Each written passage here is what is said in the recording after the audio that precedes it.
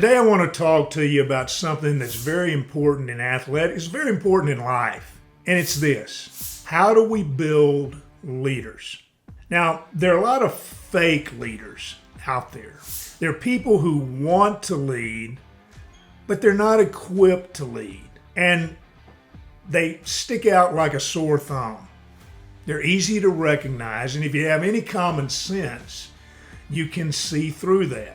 But the problem with these people who don't have these leadership qualities is they try to do it anyway.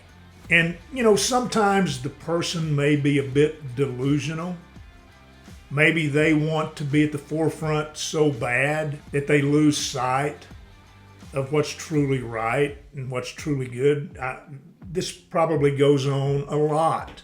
But at least from my observations, a true leader, I've never met a true leader, never known one, where it was not natural for them.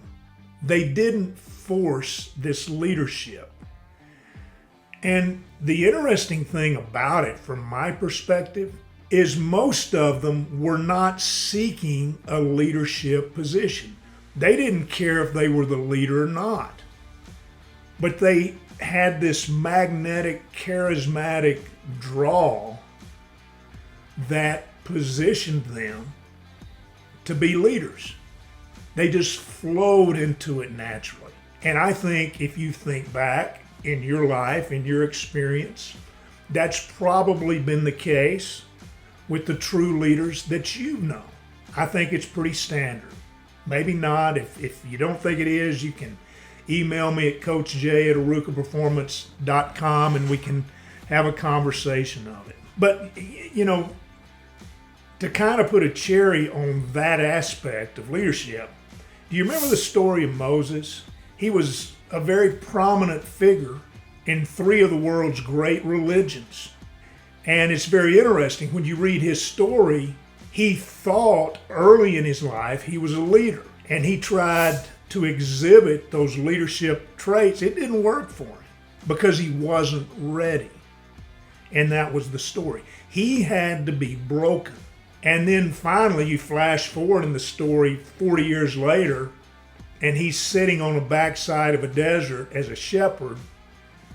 And as we're told, God came and spoke to him and told him and gave him a directive. He didn't even want to go. He didn't want to be a leader at that point. It had been beaten out of him. He didn't have a desire.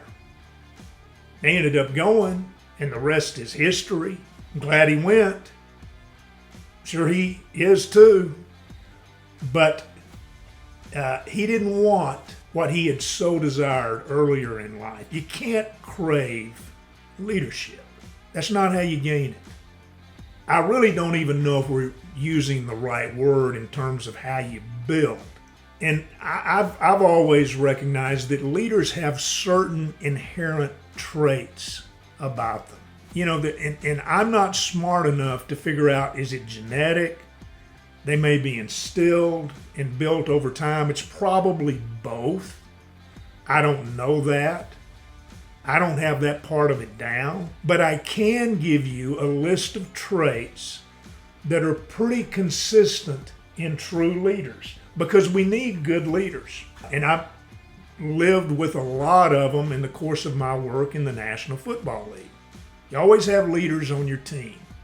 They're leaders in your life in different realms, in the family, at school, in church, in your business. Leaders are everywhere. But what are some traits? I want to share these with you. Again, you could add to this, you could subtract to it. But first and foremost, true leaders are servants.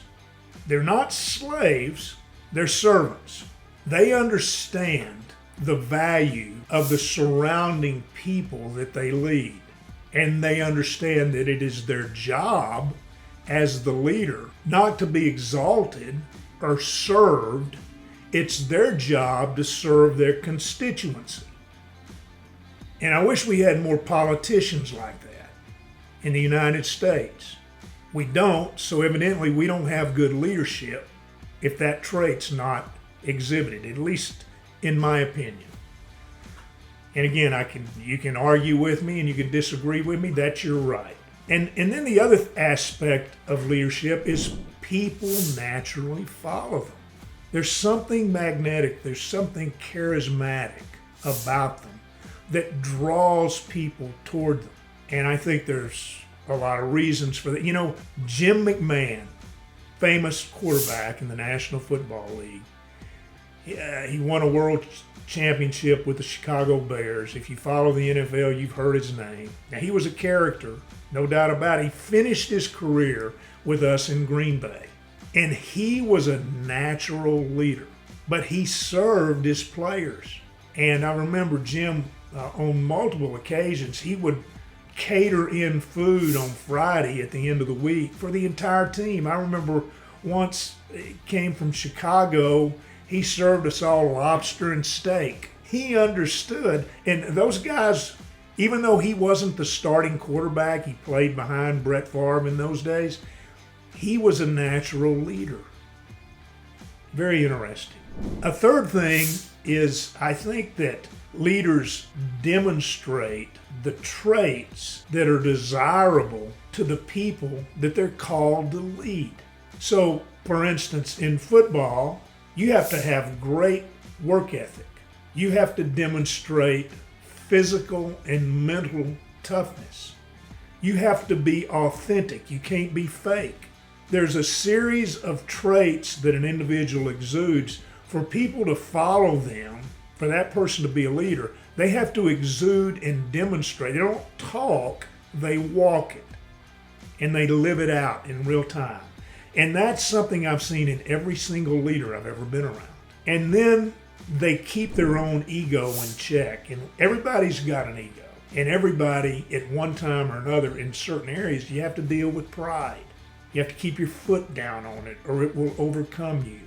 But a good leader around his constituency, he doesn't let that happen because he always goes back. I serve these people.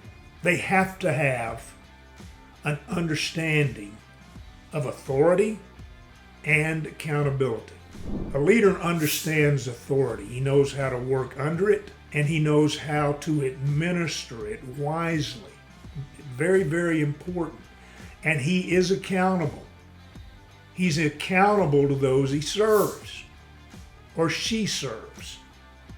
They're great women in positions of leadership. I'm speaking using a masculine pronoun because that's the world I came out of.